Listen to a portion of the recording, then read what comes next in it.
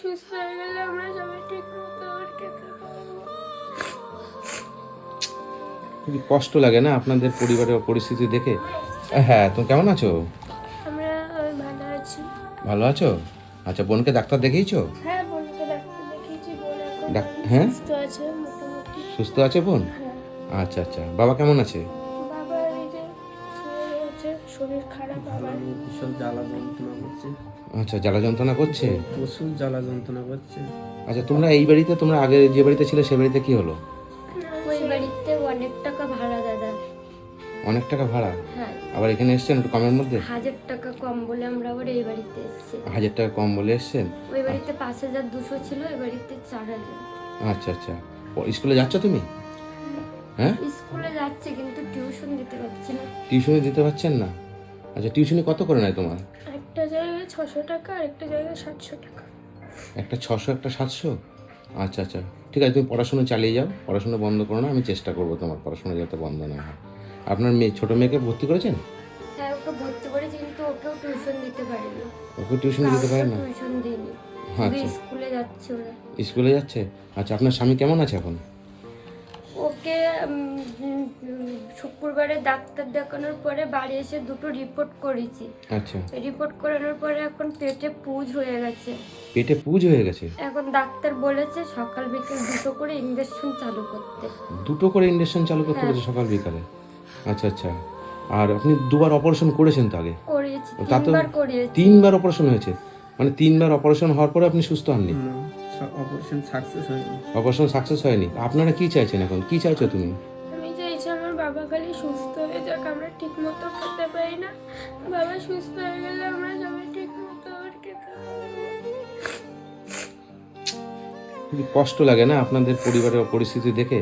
আচ্ছা, আপনি যে ভিডিও, যে আমি আগেরবার যে ভিডিওটা ছেড়েছিলাম আপনাদের, সেই ভিডিওতে দাদা, কিছু... আপনি যেদিন ভিডিওটা ছেড়েছিলেন আমি সেদিন ওকে নিয়ে হসপিটালে গেছিলাম। আচ্ছা যাওয়ার পরে বন্ধুদের কিছু সাহায্য আসার পরে ভিডিও মানে আমাদের অ্যাকাউন্টের টাকা আসেনি, স্ক্যানারটা বন্ধ হয়ে যায়। মানে আর কিছু টাকা এসেছিল, কিছু টাকা এসেছিল। কিছু টাকা আসার পরে আপনাদের স্ক্যানার বন্ধ হয়ে যায়? হ্যাঁ, আমি আপনাকে সেটা জানাতে পারিনি, সন্ধ্যাবেলা আপনাকে জানিয়েছি। সন্ধ্যেবেলা জানিয়েছেন, তারপরে আমি আমার স্ক্যানার আপনার দিয়েছিলাম। স্ক্যানারটা দিয়েছি। আপনি যদি একটু আগে জানাতেন তাহলে আরো কিছু পয়সা আপনাদের কাছে আমি আসতো। তোকে ট্রেনে করে করে নিয়ে এবার যাই আমি আমার হসপিটালে। স্ক্যানার দিতাম না, শুধু আপনাদের অসহায়ের কথা ভেবেই আমি আমার স্ক্যানারটা দিয়েছি। কারণ যদি আমার স্ক্যানারটা না দিই তাহলে আপনি যে সহযোগিতাটা পাবেন সেটা কিছুই পেতেন না।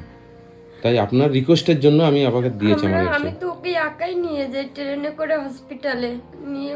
ও সেদিন প্রচন্ড বমি করছিল, তারপরে জ্বর এসেছিল প্রচন্ড। ট্রেনে দুজন ধরেতে ওকে তুলে দিয়েছিল। এখন কি বলছে বলুন? ওকে এখন সকাল বিকেল ইঞ্জেকশন চালু করতে বলেছে, আমরা এখনো ইঞ্জেকশন ওকে চালু করতে পারিনি। হুম, নাইলে বলেছে কিডনি দুটো নষ্ট হয়ে যাবে, কিডনির ওপরে প্রচুর প্রেশার পড়ছে। তো আমরা এখন ওকে একটু চাচ্ছি বাইরে নিয়ে গিয়ে চিকিৎসা করানোর জন্য। নিউ ব্যারাকপুরের মধ্যে পড়ে মাইকেলনগর, ওখানে এসেছি। তোমার নাম জানি কি? আমার নাম কৃষ্ণা মণ্ডল। কৃষ্ণা মণ্ডল। এদের বাড়িতে আমি আগেও একটা এসে ভিডিও করেছি। এই দাদার হচ্ছে কিসের প্রবলেম আপনার? পোস্টের প্রবলেম। পোস্টের প্রবলেম, মানে 3বার অপারেশন করেছে। মানে এত একটা অসহায় পরিবারে 2টো বাচ্চা নিয়ে দাদা চালাতো রিক্সা, তাই তো? রিক্সা চালাতো, মানে রিক্সাটাও বিক্রি করে দিয়েছেন, তাই তো?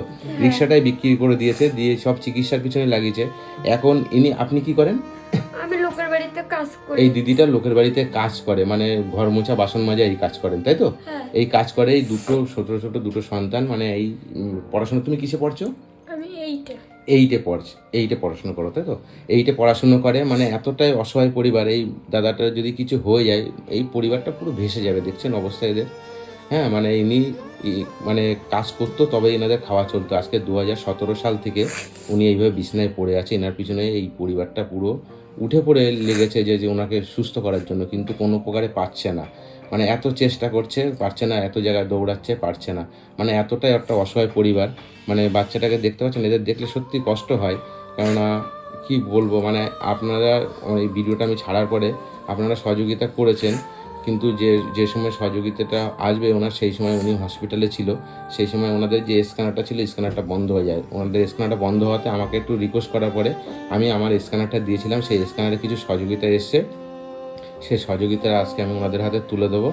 আর আপনারা যদি পারেন তো আর কিছু কিছু সহযোগিতা করবেন, মানে এই পরিবার, অসহায় পরিবারটা দেখছেন কি অবস্থা। আর আপনারা অনেকে পড়াশোনার দায়িত্ব নিতে চান, এই বাচ্চা দুটো যদি পড়াশোনার দায়িত্ব নেন চেষ্টা করবেন। হ্যাঁ, আর তুমি পড়াশোনা চালিয়ে যাও, আমি যতটুকু পারি চেষ্টা করবো আমার তরফ থেকে, ঠিক আছে? আর আমি কিছু টাকা দিচ্ছি আপনার স্বামীকে, দেখুন এই টাকায় যদি, আর আপনাদের কাছে কিছু টাকা এসছে তো, হ্যাঁ, আর এইখানে হ্যাঁ না, এখানে 28,000 টাকা আছে, ঠিক আছে? আমার কাছে 28,000 টাকা। হ্যাঁ, কান্না করবে না দিদি। আমি তো ভাবতে পারিনি এত টাকা আসবে। ভাবতে পারেননি? না, আপনি এটা নিশ্চিত থাকবে যে আমার কাছে আপনারা যদি যে পয়সা আসবে, হ্যাঁ, সেই পয়সা আমি আরও মানুষের কাছে দিয়ে বলে আপনাদের কাছে যোগাযোগ করিয়ে দিচ্ছি, আপনাদের কাছে আসবে, ঠিক আছে? এসে আমি সবাইকে অনুরোধ করছি, আমাদের এই ভিডিও দেখে সবাই আমাদের একটু সাহায্য করুন। আর তরুণদার স্ক্যানারটা, না না, আপনাদের স্ক্যানার ঠিক হয়নি। আমাদের স্ক্যানার ঠিক হবে না ওটা, আর আমাদের এখন মানে ঠিক করার মানে আচ্ছা, সম্ভব হয়ে উঠছে না। এখানে 28,000 টাকা আছে, এই টাকা নিয়ে আপনি কি পারবেন যেতে? আর আপনাদের কাছে কিছু এসছে সেটা নিয়ে পারবেন ব্যাঙ্গালোরে যেতে? আমাদের যে দাদাটা বলেছে 40-50 হাজার টাকা নিয়ে একবার অন্তত দেখি দাদাটাকে মানে বলবো যে আমাদের কিছু টাকা হয়েছে নিয়ে যাওয়ার কথা। সবাই আমাকে আরেকটু সাহায্য করো, আরেকটু পাশে থাকো সবাই, যাতে আমার স্বামী সন্তান সবাই একসাথে ভালো থাকতে পারি আমরা। আমার ছোট্ট মেয়েটা ওর বাবার জন্য কত কষ্ট পায়, সারাদিন আমরা কেউ থাকি না, ওই সমস্ত ওষুধ দেওয়া, জল দেওয়া করে ওর বাবার, খাবার খাইয়ে দেওয়া, ও সারাক্ষণ থাকে ওর বাবার কাছে। কি অসুবিধা হচ্ছে এখন? প্রচুর জ্বালা যন্ত্রণা হচ্ছে, আর 5 মিনিট পর পর বাথরুম যাতে হচ্ছে। বিশাল বিশাল সবাইকে আমি হাত জোর করতে, সবাই আমার একটু সাহায্য করো। আমার ভীষণ জ্বালা যন্ত্রণা সহ্য করতে না, সারা রাত ঘুমায় না, 2 মিনিট 1 মিনিট পর পর শুধু বাথরুমে দৌড়তে হয়। কুতি জ্বালা যন্ত্রণা, ব্লাড বেরোয়, আচ্ছা, কাঁপুনি দিয়ে জ্বর আসে। তোমরা ভালো থেকো, সুস্থ থেকো। হ্যাঁ, তুমি পড়াশোনা চালিয়ে যাও, আমাকে জানাবা নিজের মামার মতো মনে করে, ঠিক আছে? আমি চেষ্টা করব। হ্যাঁ, ঠিক আছে? আপনি ছাড়া আমাদের পাশে কেউ নেই, আপনি আমাদের কাছে ভগবান। না না, আমি ভগবান না, সত্যি আছে কিনা জানি না, কিন্তু আপনি আমি আমাদের ভগবান কাছে না। এই যে ভগবান। সহযোগিতাটা করেছেন, যারা সহযোগিতাটা করেছে তারাই ভগবান, ঠিক আছে?